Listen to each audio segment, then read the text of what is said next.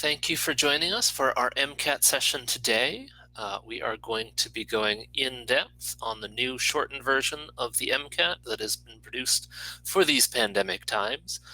My name is John Robertson. I will be one of the moderators for today's session. To my right in this rectangle is Janisha Brown, who will also be helping you moderate. We'll be monitoring the chat and questions and concerns. We'll be passing those along to our presenters today, as well as answering those that we can. So please feel free to any questions or concerns that you have. Just go ahead and toss those in the chat. We'd love to answer any questions you might have.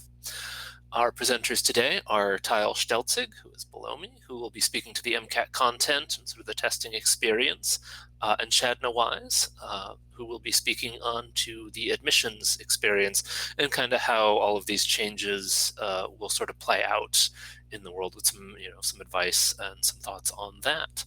And with that, we'll go ahead and move into our schedule. As you can see, we'll be starting out with the MCAT content and kind of how the shortened version will work. And then we'll talk a little bit about the admissions process. And then very briefly at the end, we'll have some advice about some things that you might be able to do.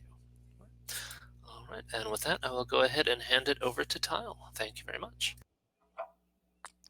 Great. Hello, everybody. Thank you for joining us for today's session.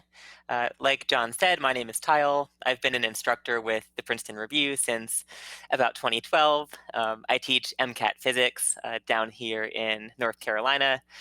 Moved down here to go to grad school at UNC for physics.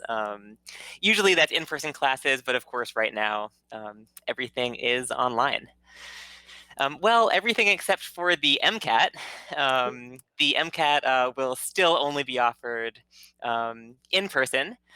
There will not be an online version. There are no plans to make an online version that could be taken at home. Many other organizations are doing online testing, but not AAMC. AAMC's feeling is that they have a number of reasons they don't want to offer things online. Part of it is like the complex graphs and charts, figures, equations that need to be displayed in high resolution, especially for the science sections of the MCAT.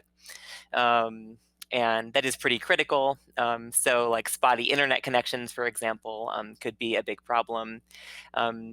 6 hours is also quite a long time for an internet connection to remain stable. Center-based testing really might be the best solution.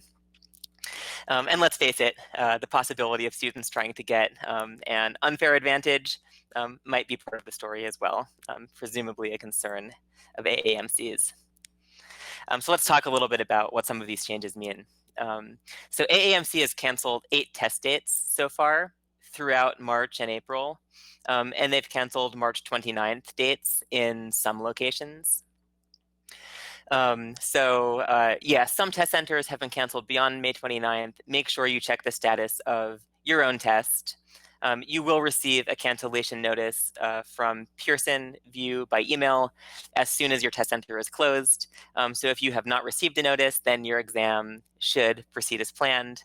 But again, make sure you're checking. So testing has resumed as of May 29th in most locations. 3 new testing dates have been added to the calendar to help accommodate some of the dates that were canceled. So, 1 in June, 2 in September, like we see on the slide here. Of course, more dates were canceled than added. So the way that AAMC is making up for this is opening up 3 slots on each of these testing dates as opposed to the typical 2. Okay, registration is, we'll talk more about that on the next slide. Registration is now open for this testing window, May 29th through September 28th. You will be able as well to register by phone through Pearson VUE. All right. So I mentioned that we'll be holding 3 test appointments per test date. Or the AAMC will via Pearson VUE. 6:30 a.m. is the first time. You could be starting as late as 6 p.m. Or maybe you'll be one of the lucky third of students to get a 12:15 start. Depends on your own preferences and things, of course. So non-standard start times are possible. Be sure to check your appointment to make sure, but no exams will be beginning prior to 6:30 a.m. or after 6 p.m. local time. Okay. There could be some exceptions about like the 12:15 slot, depending on depending on things, or there's some 8 a.m. starts, for example, if you had like an original time slot that gets grandfathered in, things like that. But most of the segments will be at these 3 times. All right. In order to most efficiently utilize test center space, appointments will be starting as soon as the previous segments end, and as soon as the workstations have been cleaned. Um, so, so they'll be really hustling students in and out of these testing slots, from what we hear. In order to fit 3 segments per day, the MCAT has been shortened. So this is the big thing, right? Typically, the MCAT's about 7.5 hours long. Quite an experience. Yeah, so 7.5 hours total seated time, which is about 5 hours and 45 minutes of answering questions, actual testing. That has been reduced. From 7.5 hours to about 5 hours and 45 minutes. So a substantial reduction in the length of the test, and about 5 hours and 9 minutes of that will be time spent actually answering questions, as opposed to the just over 6 it usually is. Okay. You will still have the same 4 sections that you always do. No change there. Still the same 4 sections. There will be fewer questions on each section, but you'll have about the same amount of time per question. And the other big change is that instead of having a 10-minute break, a 30-minute break, and a 10-minute break like you normally would, that middle 30-minute break has been shortened to 10 minutes. We'll talk a little more about how to deal with that on a later slide. Let's get a little more into the details of what these changes mean for the format of the MCAT. And by the way, John said this, but feel free to jump in with any questions. So for those of you just joining us, feel free to jump in. I am happy to get into more detail about any of these things. If there's anything in particular that people want to hear more about, that would be helpful. So take a look at this chart. So on the left in blue, we have the typical pre-COVID-19 changes format for the MCAT. Typically, the 3 science sections have 59 questions each, with 95 minutes to complete those sections, whereas CARS is a little shorter, 53 questions and 90 minutes. AAMC has decided to reduce the number of questions and time for each of these sections. Okay, that's a fantastic question. So Adriana asks, will discrete questions be replaced with more passages? Great question. And the answer is no. AAMC has decided to reduce these things across the board. So here's what I mean. Typically on the science section, there are 8 passages with something like 4 to 6 questions each, plus 15, or I'm sorry, I said that wrong. Typically on the science section, there are 10 passages with 4 to 6 questions each, for a total of 44 passage-based questions, and there are 15 free response questions. But for this year's test, 2 of those passages have been removed. So this year, there are only 8 passages, still with around 4 to 6 questions each, and 12 free response questions. Okay, so they've removed 3 of the freestanding questions, and 8 of the passage-based questions. Okay, that keeps the same ratio of passage-based to freestanding questions. It's still about 25% freestanding and about 75% passage-based. That's for the 3 science sections. For CARS, it's a similar story.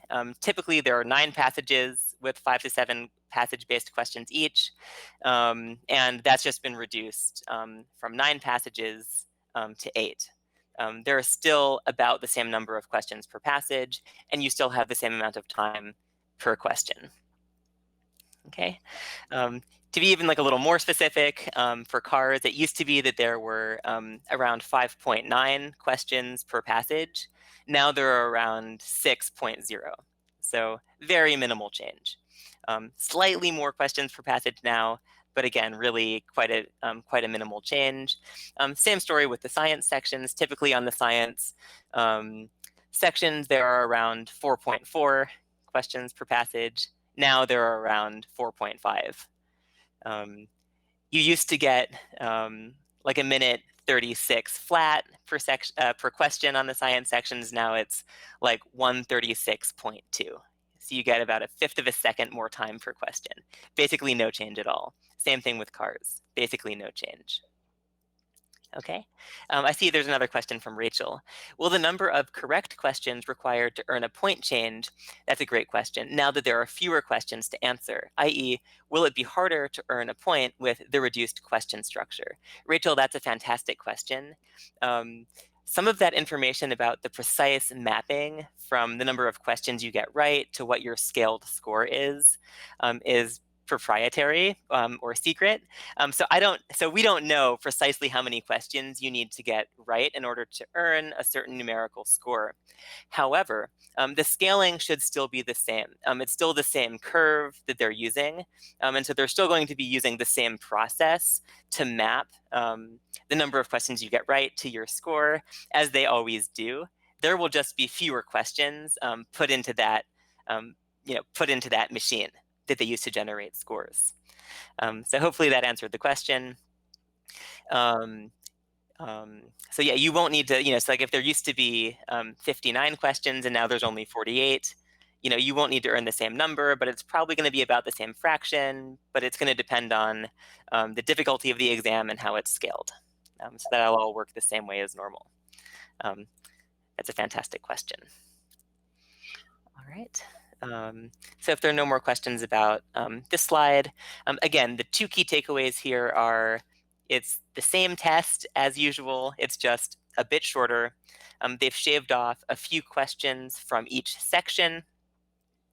You still have the same amount of time per question, and the breakdown of how the questions are distributed across passages and discrete or freestanding questions is still the same. I don't like saying, well, I shouldn't say, like one nice thing that AAMC has done here is they've done a pretty good job keeping those things balanced. All right. Fantastic. And like we said before, the test has been reduced to 5 hours and 45 minutes. And note that you only have a 10-minute break here in the middle. Typically, you would get a 30-minute break in the middle. Now it's only 10 minutes.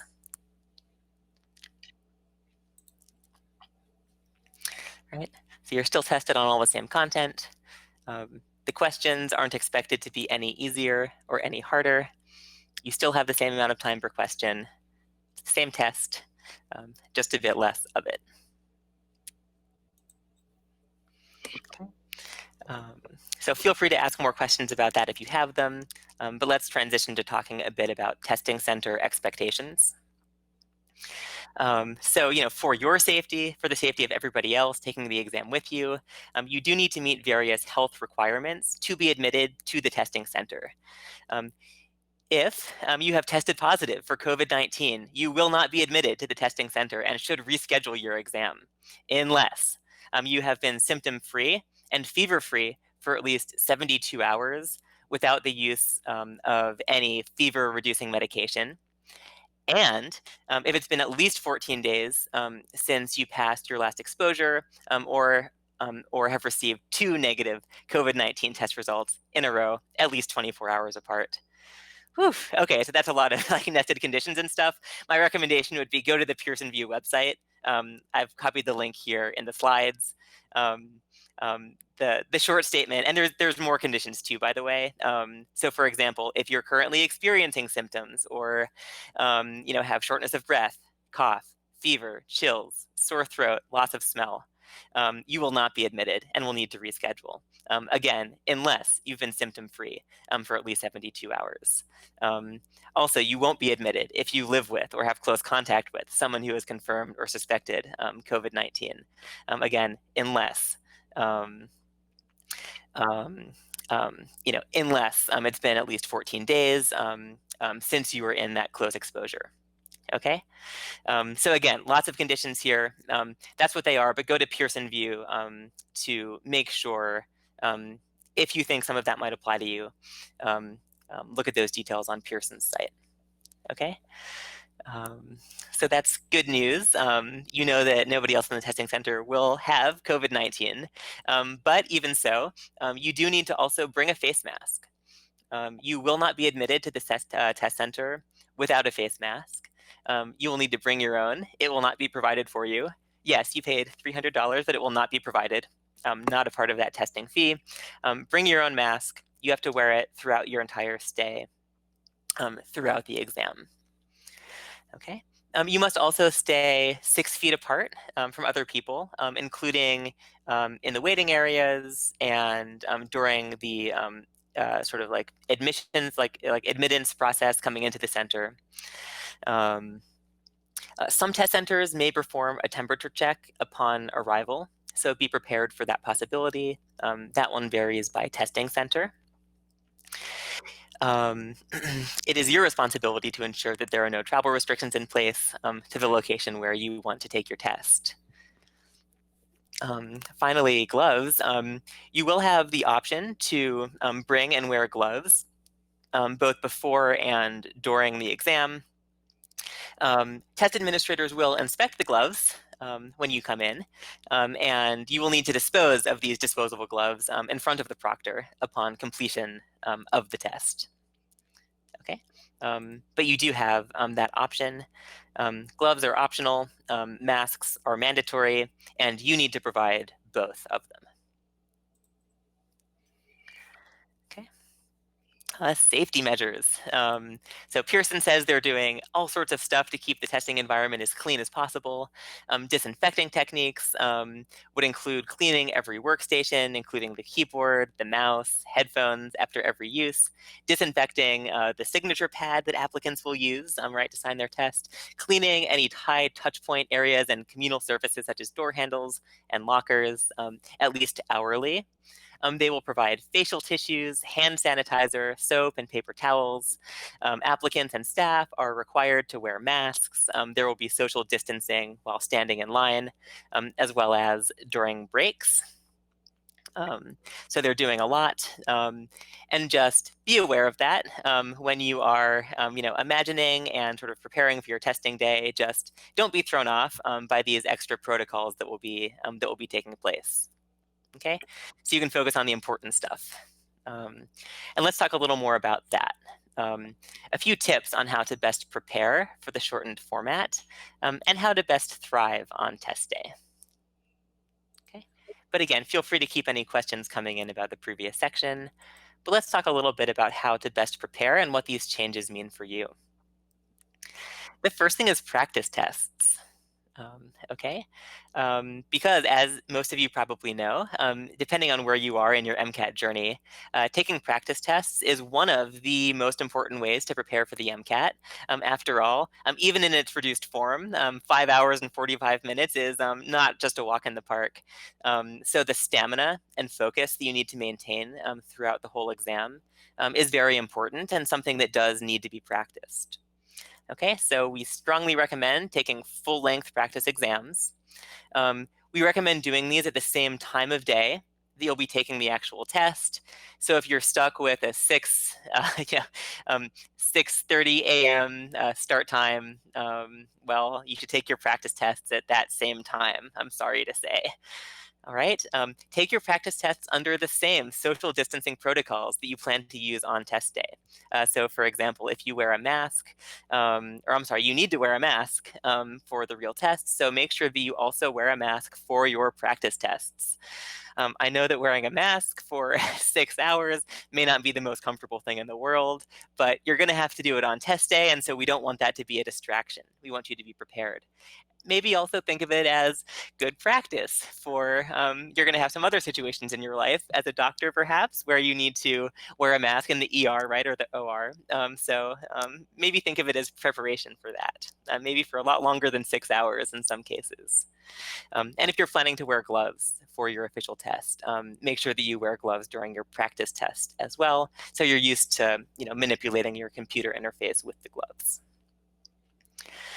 What about full length versus the shortened practice tests? No matter what, we want you to take the entire test in one sitting. But what about taking the 7-hour version versus the 5-hour and 45-minute version? Um, Doing some of both is useful. Let me say a little more about that. It is certainly a good idea to make sure you've taken at least one shortened practice test, the 5 hours and 45 minutes, just to get used to it. We want you to practice the shortened break, for example, having only 10 minutes for that middle break and figuring out eating and stuff like that. I'll say more about that in a minute. But full-length practice tests are still very useful. And we still highly encourage you to do to take full-length, 7.5-hour practice tests. And here's why. First of all, like we talked about on a previous slide, the pacing is still the same. Okay, so you still have the same amount of time per question. The whole layout of the test is the same.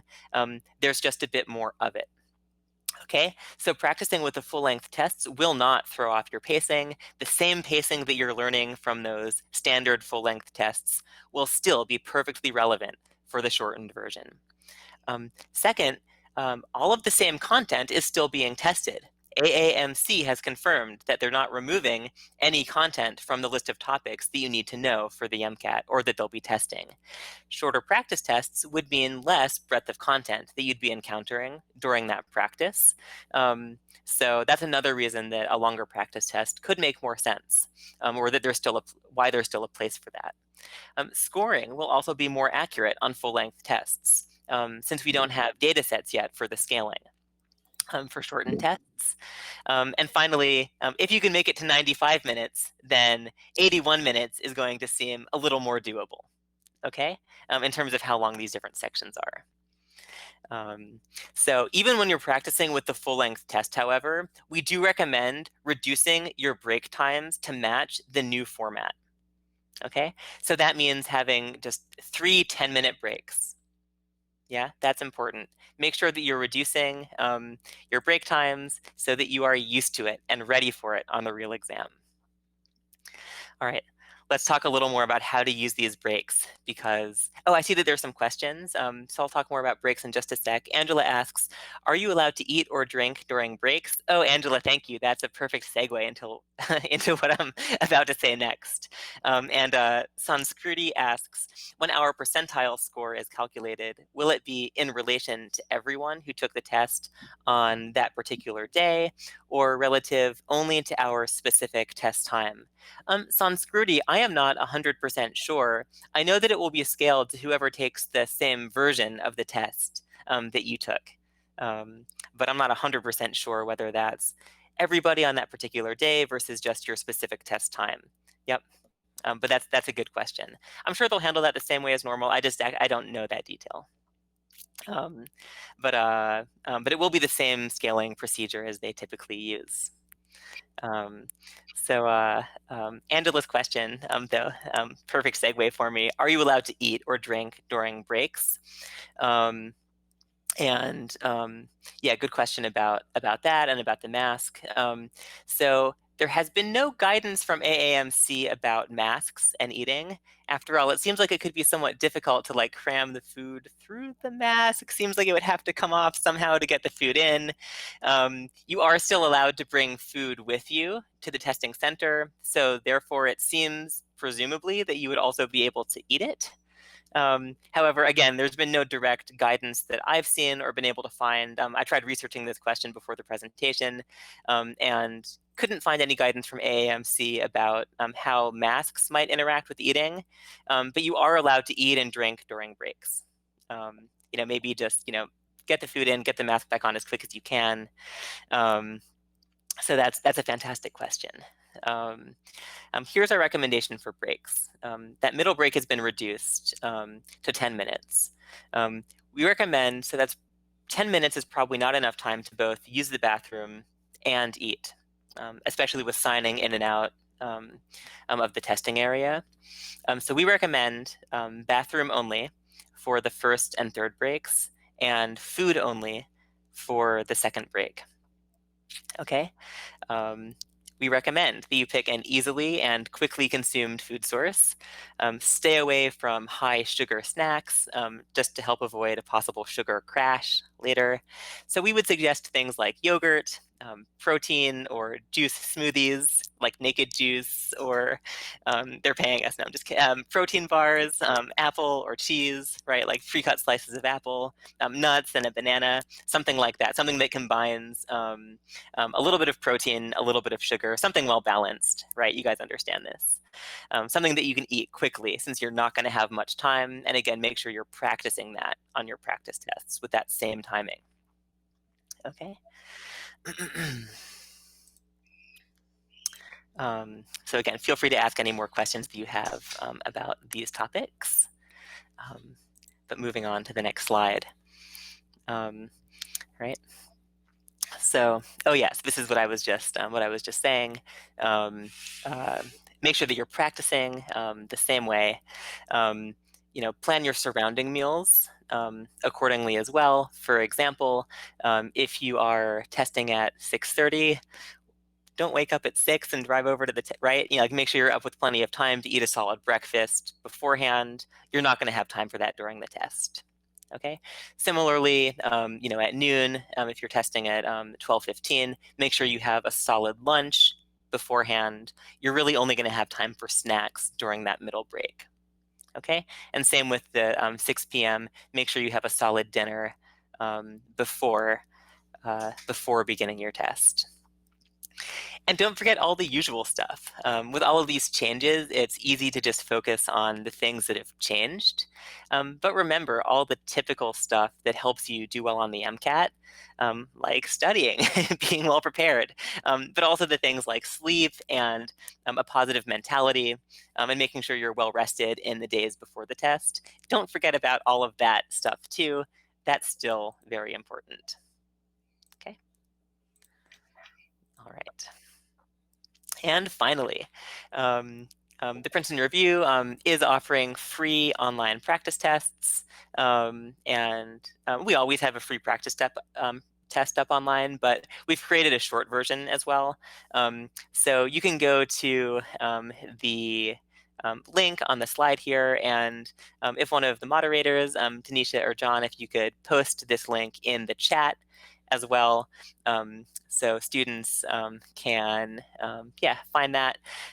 We have both a long and a short version up there on the website, so you guys can practice. All right. So that is it from me. Unless there are any final questions, I will hand over to the wonderful Shadna Wise to talk a bit about med admissions. Perfect. Thanks so much, Tyler. It was really helpful. We're going to segue now into, you've seen all the changes that are going to happen with the MCAT, with everything going on this year. And it's important to understand one of the reasons that they're not moving to a remote at-home in proctor situation is because the MCAT is so important to the admissions, to the whole entire admissions package. So they really want to keep the integrity of the test there. So what we're going to do now is we're going to talk a little bit more about what the timeline is going to look like this year. And then I'd love to be able to give you any tips or pointers to kind of help you with the admissions cycle. So I do ask, if you've got any questions, please feel free to type them into the chat, and I will try to get to them while I give you a little bit of information. I think the important thing to know is, especially with all of the uncertainty and instability in our world right now, if you want to go to medical school, you can. There's 3 things that you need to remember, though. Make sure you're well-rounded, come out of the gate with the right credentials, and have a knowledge around what the application process looks like. So we're going to spend just a little bit of time today talking about that process for you.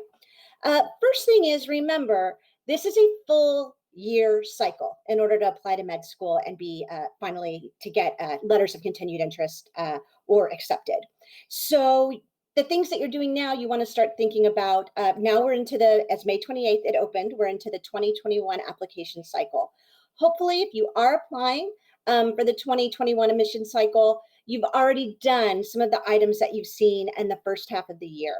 But let's go ahead and go through them in case hopefully you are going to apply for the following year and you're already now perfect timing. You're already starting to talk about the MCAT, hopefully taking the MCAT this year, having a great score under your belt, you're prepared, you're ready to go. And then also now you can start working on the admissions package come the fall. So really, the beginning is you want to start drafting that personal statement and start requesting your letters of recommendation. Letters of recommendation are all online now. So it's really important that as you make that connection with someone, be it a doctor, be it someone you've worked with, a professor, for example, or one of your admissions advisors, that as you make that connection, go on ahead and request that letter of recommendation and have that an electronic file on hand so that the person has already written a letter while their relationship with you is fresh. And then once you begin the application cycle, it's much easier to send an email going, dear professor or dear sir, dear doctor, do you remember when I requested? So go on ahead and ask them to have that and have that on file so that when you do request it, and what could be as late as, five months later, they remember you, maybe even it's 2 years later. So make sure and do that throughout the process as long as you're considering medical school. During February and March is a great time to start really working on the personal statement. Keep in mind your personal statement should not be considered like an essay for the end of a semester or a term paper. This is the personal statement that will be used to classify you from 10,000 other applications into a group of only 300 to 500 students that will be interviewed at the medical schools that you apply to. So the personal statement is really going to set you apart. This should not be a 1 draft, 2 draft. This should be 4 drafts, 5 drafts. You should have other people review it to make sure that they understand it. You should develop as you have this idea of what you want the topic and the theme to be, that you give yourself some time to develop as a person, develop as a future doctor, all of those things. So don't treat this as a 1 draft, 2 draft, 3 draft done, but more of an iterative process that you can start now, start at any time, and begin building so that you're ready for that, you've got that personal statement ready. In April of the year that you are going to apply, so when the application when the application is going to open in usually late May, you're going to want to go on ahead and finalize that personal statement, go back to those people that created your letters of recommendation, and all the while you should be working on MCAT score if need be, making sure that GPA has not dropped, will not drop, both in your standard GPA as well as science, but also making sure you're getting your experiences in. In May, this year, May 28th is when the 2021 application cycle opened. That's the time that you're going to want to send your transcript and start keying in your application. That does take a little bit of time, so don't assume if you pop in there on one day that you're going to be able to finish it. This could be a week, 2-week process. So you're only about a weekend to the registration so far. So if you haven't started yet, go on ahead and get started if you're going to do 2021 application cycle. Now, June is when you're going to submit your primary application. There are going to be a few delays, so I want to mention those in just a moment on the next slide. But right now, let's go on with our regular timeline. You're still going to submit those primary applications in June. You're going to submit secondaries in July and August, and we'll talk a little bit about that as well. And then August through really through as late as January are going to be interviews. And then November and December of that following year is when you'll receive your letters of continued interest. Alrighty, so let's talk a little bit about the applications. So as we said, primary application is what you're looking at now. There have been a few delays, so you can also find this on the AMC website when you click on students and applying to medical school. But it's important to know that the verification process has been extended to 8 weeks. That's usually a 4 to 5 week period. So think of that as almost double the time for verifying records, transcripts, letters of recommendation, etc. The data transmission to schools has been delayed by 2 weeks. So this year, instead of it going on at about June 12th through the 14th, this year it'll be June 26th through July 10th. So once again, if you plan to apply this year and you're just getting in, now's the perfect time. You will be able to take advantage of those 2 weeks. Other than that, those are about the only delays that we know for the 2021 application cycle. 2020 is over, and there are no change, or that one there will be no changes to. That one is there were no changes. The only delays so far have been to 2021. Anytime you're looking at your timelines, go on ahead and check the AMC site. Every once in a while, it'll give you information if they've changed any of their processing operations for any of the 2021 and 2022 application cycles. Alrighty, so remember back at the beginning, we talked about if you want to go to medical school, you need 3 things. One is credentials. So let's talk about what the credentials look like. So once again, you've got 10,000 applications for 300 to 500 interview slots. So what's going to happen is the first time that you're going to run through, you're actually going to go through an electronic screen. It's only going to take 3 to 4 minutes, and all it's going to do is take a look at your GPA and your MCAT. So let's talk about what that needs to look like. In order to have a GPA score you want to take a look at what your school, both science GPA and overall GPA is recommending and is a standard for their school, but also know that a 365 to 37 is average. In terms of MCAT scores, a 508 to a 509 is going to pass most of those initial screens. Anytime you're hitting that 511 or higher, you're starting to really get noticed. The advantage of that is the higher the MCAT score you have above that 511, the little bit lower that allows the GPA and vice versa. So the two can be used as a balancing scale. If you have a little bit lower GPA in science or your average GPA, we want to use those as pretty much the same threshold, but they will be looking at both. Your MCAT score, make sure that if you've got one high, you make sure that you've got the same average there. If you've got one a little lower than you'd like, use the other to build you up. And it looks like we have a question from Yash. Any advice for students who want to study for MCATs, taking a break from extracurriculars this summer, but are worried they're not balancing their extracurriculars and studying? That is a really good question. Let me finish up with talking about this first electronic screen, Yash, since that is GPA and MCAT, and then let's go into the next one. So once again, the first electronic screen is going to take no more than your application is going to be seen no more than 3 to 4 minutes, and it's electronic. So you have to make sure those GPA numbers and those MCAT scores are fitting with the schools you're applying to. If you are applying to a REACH school or a school that you think is your score, both your GPA and your MCAT are not hitting those minimum requirements, chances are you're going to be rejected within that first electronic screen. So once again, in order to go to medical school, think of your credentials, know the application process, make sure you're well-rounded. So well-rounded comes to Yasha's question, as well as the second electronic screen. So the electronic screen that we're talking about are those 15 experiences. And those are going to fall into a couple of different disciplines that we'll talk about in just a minute. But you want to get the 15 experiences with the 3 most meaningful. So what I would recommend for you, Yash, is this is important, right? Because now you're starting to do studying for the MCAT, which is your first electronic screen and the first guideline of what you're going to do to get into med school. The second are those extracurriculars, which I'm going to call your experiences. So I think that's what you're speaking of. If not, let me know.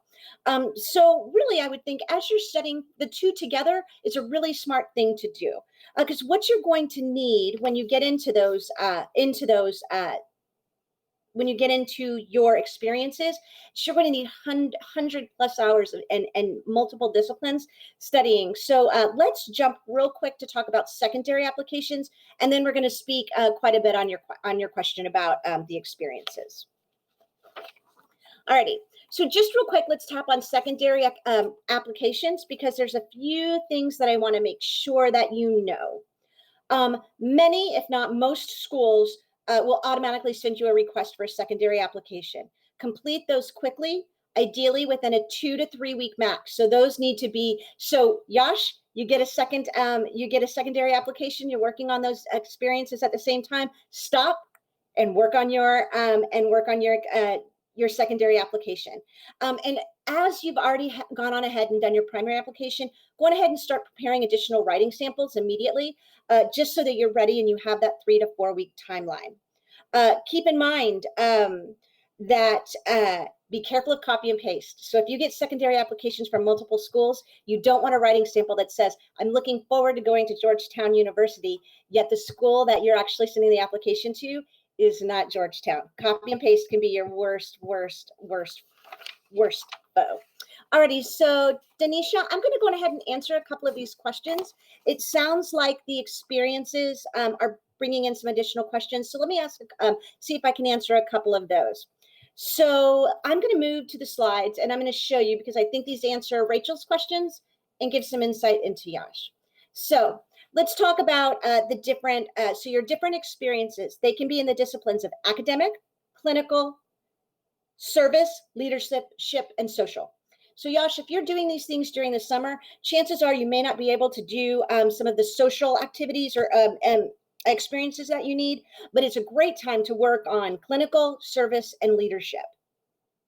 And then let's talk just for a second. I will go into Rachel's question in just a second. So let's talk about research academic experiences. So think of these things, Yash, and how you can add them in to already studying.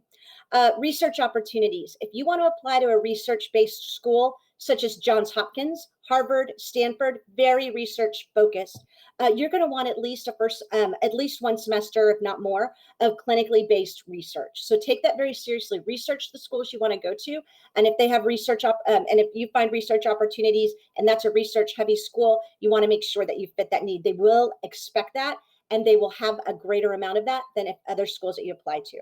Teaching assistants, tutoring, what a great way to keep your skills up, Yash, if you wanted to tutor students that are in their second or third year of school, working on any of their subjects to kind of help A, you're showing academic experience because you have that expertise, but then B, you're also helping keep your skills, you're honing your skills, which will only benefit you when you take the MCAT and then once you get into med school.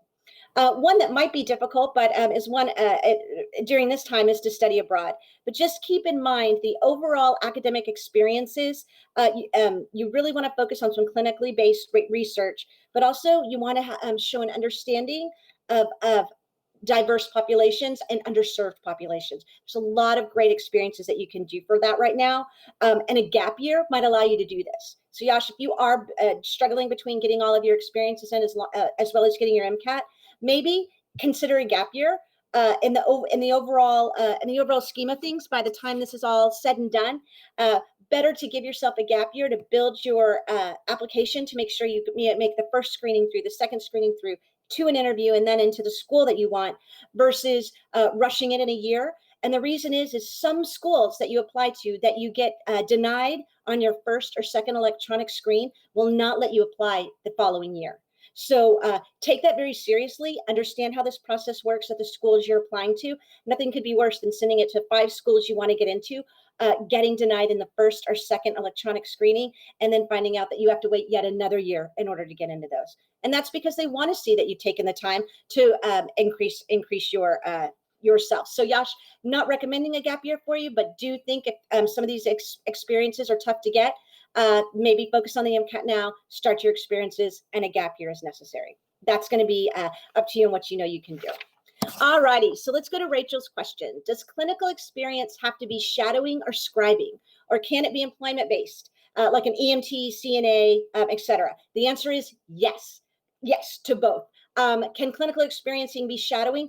Absolutely. Ideally, for the kind of application you want to show at least 100 hours of clinical, ideally 3 shadows to 5, Rachel, if you can make it happen. 1, though, make sure one of your shadowing includes primary care. That is essential. And then working and employment as EMT, CNA, any of that is extremely smart idea. So absolutely, if you can do that and make it all work, I highly recommend you do so, and it will look good on your resume. Just remember, clinical is important. You want at least 100 hours of that service. We talked about shadows. We talked about employment. There's also a couple of other things that you can do that fall into the clinical experience, which is a challenge with 100 hours, right? And that's volunteer at an underserved clinic. So is there a clinic in your area that you can volunteer at? Is there a medical mission trip? Maybe not right now, but once again, that might be the benefit of a gap year with everything going on. Do you have the opportunity to do that within a gap year? One thing that I'm going to say real quick, take all of your clinical experiences. You're going to want to round that into one experience. It's going to go through the second electronic screen far smoother than if you list the 75 clinical experiences that total 100 hours. You want to put it into one combined experience, because that's going to carry more overall weight than in that second screening than turning each one in one by one.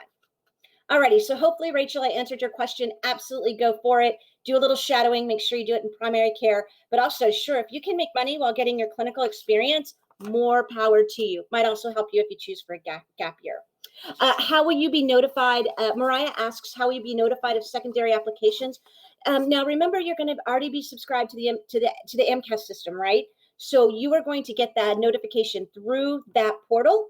And then also you will get emails as well. So you'll be notified through the portal and as well as through emails. Sometimes if it goes into interviews, you'll get some phone calls, but most of everything is now digitally done through that AMCAS portal. Alrighty, so Flo, we talked a little bit about what do you want to do? What if you wanted to research this summer but you can't now? How do you show you're interested?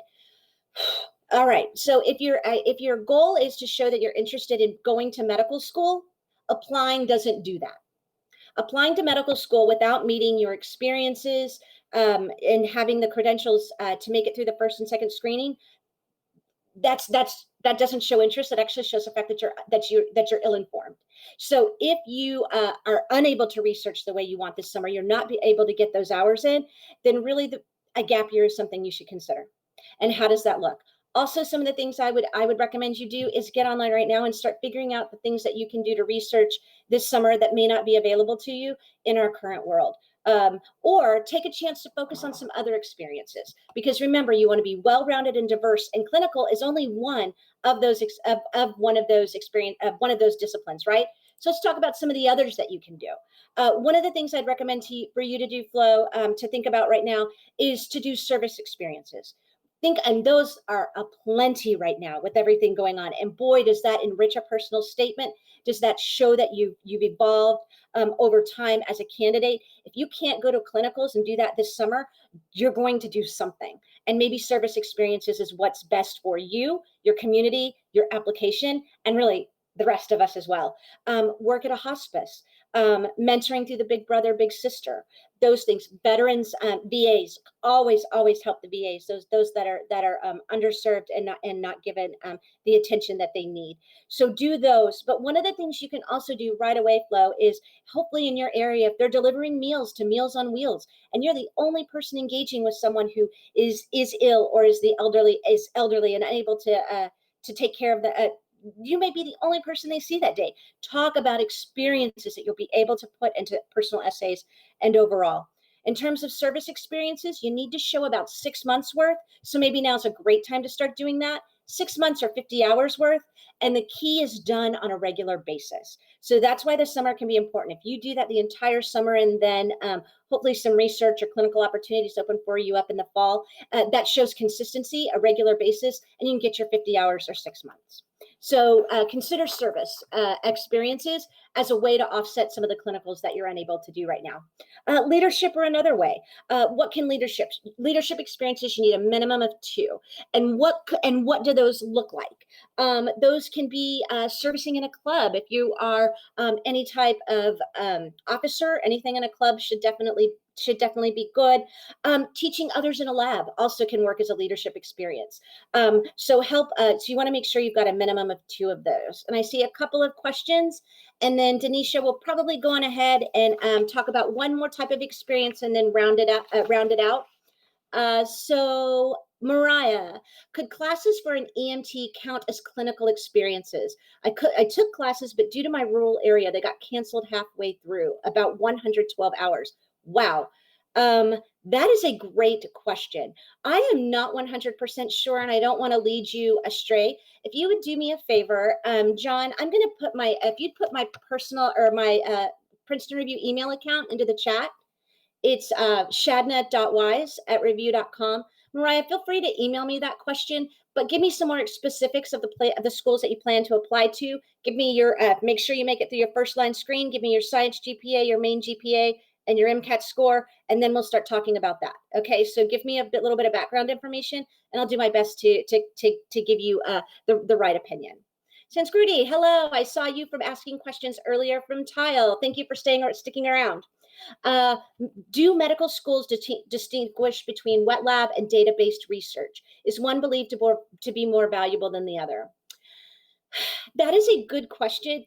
And I really think it depends on the depth of research to the school to which you're applying. So I would actually recommend you do the same thing that Mariah did. Grab my email address, but give me some more information. What schools are you planning to apply to? Give me your primary GPA, your science GPA, your MCAT score. If not, tell me when you plan to take it. Let's make sure you can make it through the first screen before we start talking about experiences. And I can also help you once I know what schools you're applying to. It seems like we had quite a bit of interest in some of the admissions sections, and we'd love to provide more information in future webinars. So if you do us a favor, and if you'd like more information on the MCAT, the shortened MCAT, gathering those experiences, any of those things, go on ahead and chat those, or go ahead and put those in the chat room. What we can do is Denise is going to put up, or John can put up the Princeton Review Live website we have, and that'll show you all the upcoming events. If you tell us what it is you're looking for, we'd love to have more of these. You tell us and we'll create them for you. So just keep checking back to that page, or our YouTube page, subscribe to it, and as more events and webinars come about, we'll do that. The last thing I want to share with you is the last experience. Do not think that it is any less important than any of the others, and that's social experiences. So do you want your personal essay to be wrapped around your fraternity or sorority or something like that? No, you don't. However, doing that helps. It shows you've got that social experience, which is so crucial nowadays when we're talking about really being a well-rounded doctor and being able to discuss very high sensitive topics in all kinds of areas. Use those social experiences to expand your networks. This is a great way to do get more for your money by getting letters of recommendation, right? If you've got advisors, alumni that are in the clubs or sororities or fraternities. They show that you have a support system, so you have other people that you can lean on in that area. And also it shows that you've got personal interests around things that are other than just medicine, which will make you well-rounded. So remember, if you want to go to medical school, you want to make sure you have a very deep understanding of the application process. Don't apply too soon, don't apply too late, apply just right. Make sure you also you have your experiences in place and you know the timeline, and that you've got all of your academics there. So I will leave it at that. Thank you for your questions. Good luck to all of you. And Denisha, I pass it over to you. Hi, everybody. I definitely just wanted to say thank you again for coming. We are definitely going to be doing more live streams to kind of help you out. Please continue to put the types of questions that you are hoping to hear more about from us in that chat so that we know and we can help you guys better understand the application process, the admissions process, and then the MCAT as a whole. Again, thank you for joining us. And if you have any questions, feel free to visit us at princetonreview.com. Thank you.